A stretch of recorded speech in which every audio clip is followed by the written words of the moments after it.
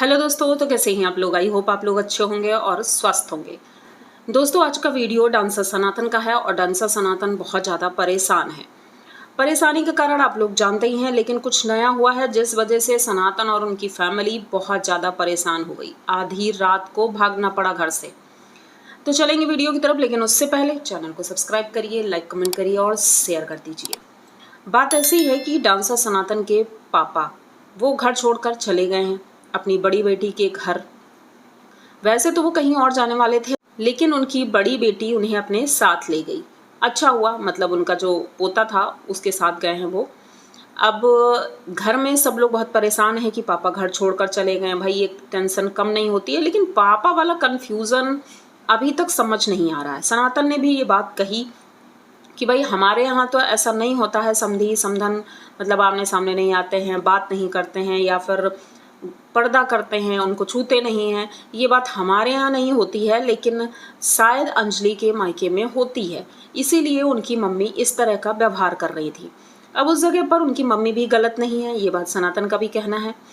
अब कुछ लोगों ने कहा कि भाई दो में से एक ही उस घर में रह सकता है, तो सनातन ने कहा कि भाई मम्मी और काजल, मैं उन्हें तो नहीं छोड़ सकता हूँ और पापा को भी नहीं छोड़ सकता हूँ, तो दोनों को एक साथ रखने की मैं कोशिश कर रहा हूँ कि सब लोग शांति से इस घर में रहें।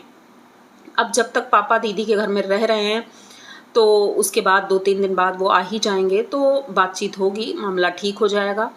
लेकिन इसी दरमियान रात के लगभग 12 बजे के आसपास इनके बेटे की तबीयत खराब होती है। तबीयत बहुत ज़्यादा खराब होती है, मतलब उल्टियाँ हो रही थी, दस्त हो रहा था। उसे लेकर हॉस्पिटल भागना पड़ा और वहाँ इंजेक्शन वगैरह लगते हैं।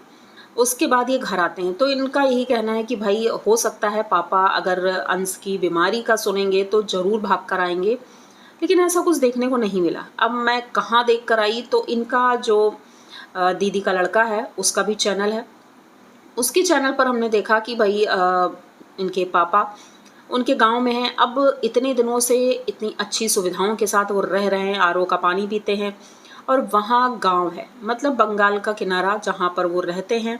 उनका रहन सहन ही आप लोग समझ सकते हैं, झोपड़ी जैसा घर है, मतलब घर भी इतना ठीक नहीं, लेकिन फ़िलहाल तो खैर सनातन ने बनवाया है घर। तो घर तो है, लेकिन वो सुविधाएं नहीं हैं, और पानी चेंज हुआ है, इस वजह से उनके पापा की भी तबीयत खराब हो गई। जैसा कि उनके नाती ने बताया कि दादा की तबीयत खराब है और दवाइयाँ मैं ले आया हूँ।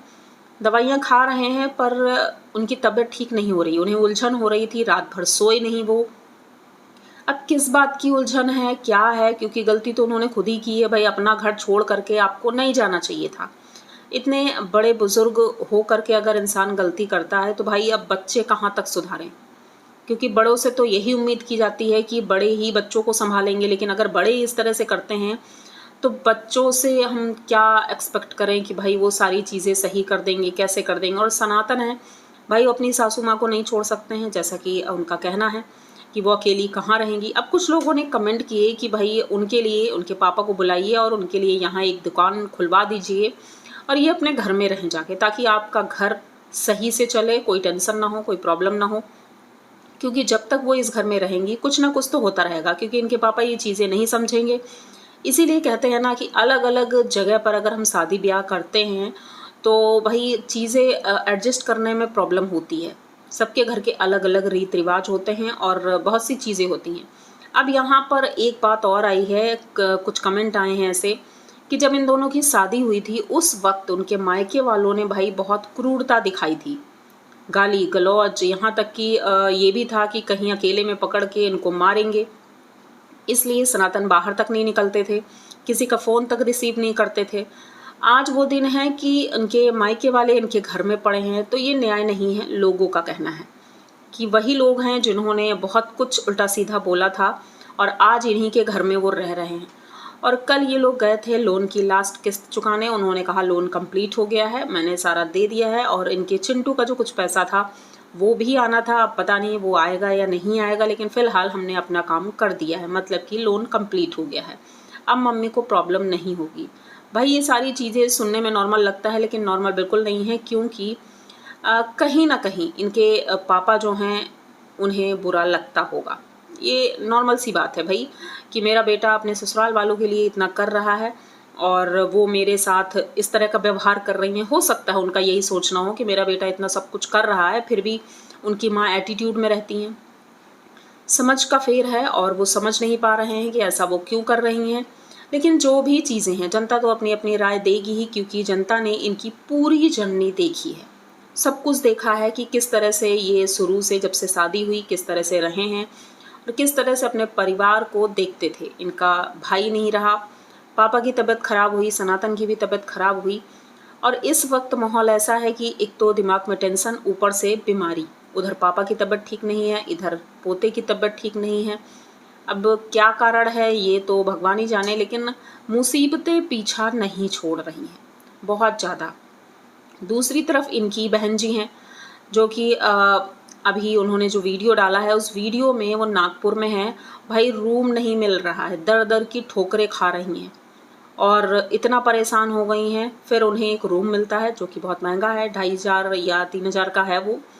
उस रूम में वो रह रही हैं और कह रही हैं कि भाई बहुत ज़्यादा प्रॉब्लम हुई, मैंने तो नहीं सोचा था इतनी ज़्यादा प्रॉब्लम होगी, क्योंकि भाई प्रॉब्लम इन्हें इसलिए हो रही है कि इन्होंने सोचा कि 1000-1200 में रूम मिल जाएगा, लेकिन पॉसिबल नहीं है कि इस तरह का रूम अच्छा भी आपको चाहिए और आप पैसे भी कम देना चाहते हैं। तो भाई एक ही दिन रुकना है तो इन्होंने वो रूम किसी तरह ले लिया और बेटी को लेकर के दर दर की ठोकरें खाना, मतलब ऑटो में, बस में, पैदल ये घूम रहे थे और रूम की तलाश कर रहे थे। बेटी की हालत ख़राब हो रही थी, वो शायद गणेश जी को नहीं दिख रहा था क्योंकि उन्हें तो अपने घर पहुंचना है किसी तरह। सावित्री अपना मुँह, भाई मुझे समझ नहीं आता है कि ठीक है प्रॉब्लम है, लेकिन आप व्लॉगिंग जब करते हो तब थोड़ा सा चेहरे पर स्माइल होनी चाहिए, तभी जनता सोचती है कि भाई इनका वीडियो देखना है। लेकिन इनका मुंह हमेशा लटका ही रहता है हर वक्त। गणेश जी चाहे जैसे भी हों, लेकिन हाँ उनके फेस पे स्माइल रहती है, जब भी वो कैमरा ऑन करते हैं उनके फेस पे स्माइल होती है। और ये व्लॉगर का सबसे पहला काम है कि कैमरा ऑन होते ही आपके चेहरे पर स्माइल होनी चाहिए, क्योंकि कोई ये वीडियो किसी वक्त भी देख रहा है, मान लो सुबह सुबह उसने ऑन कर दिया, ये रात में सोते समय ऑन कर दिया, अब भाई जैसे ही वीडियो ऑन हुआ तो इनका लटका हुआ मुंह देख करके अगले का भी मुंह लटक ही जाएगा। तो भाई अभी तो फ़िलहाल उसी रूम में ही हैं और दूसरे दिन इनकी ट्रेन है। अब देखते हैं जैसे ही ये घर पहुँचेंगे तो अगला वीडियो भी आएगा, क्योंकि पूरा वीडियो तो इनका ये भटकने में ही निकल गया, उसके बाद और कुछ नहीं बताया इन्होंने। तो हम भी भटकते हैं इनके साथ। रूम तो मिल गया, लेकिन अब नेक्स्ट वीडियो का इंतज़ार रहेगा कि जल्द ही नया वीडियो आए और हम आपके सामने पेश कर दें। तो ये वीडियो यहीं तक रखते हैं। आई होप आप लोगों को वीडियो अच्छा लगा होगा। अच्छा लगा है तो प्लीज़ चैनल को सब्सक्राइब करिए, लाइक कमेंट करिए और शेयर कर दीजिए। अपनी राय ज़रूर दीजिएगा कि क्या इनके पापा ने सही किया जो यहाँ से चले गए, क्योंकि इधर इनके नाती की भी तबीयत ख़राब है और जिस तरह का घर का माहौल है मुझे लगता है उन्हें नहीं जाना चाहिए था। घर में चीज़ों को समझने की ज़रूरत है, बेटा परेशान हो रहा है, उन्हें ये चीज़ें भी देखनी चाहिए। लेकिन आप लोगों की जो राय होगी मैं ज़रूर आपके कमेंट का रिप्लाई ज़रूर दूंगी। तो यहाँ तक वीडियो देख लिया है और कमेंट भी कर दिया है, तो बस अब मिलते हैं नए वीडियो में, तब तक के लिए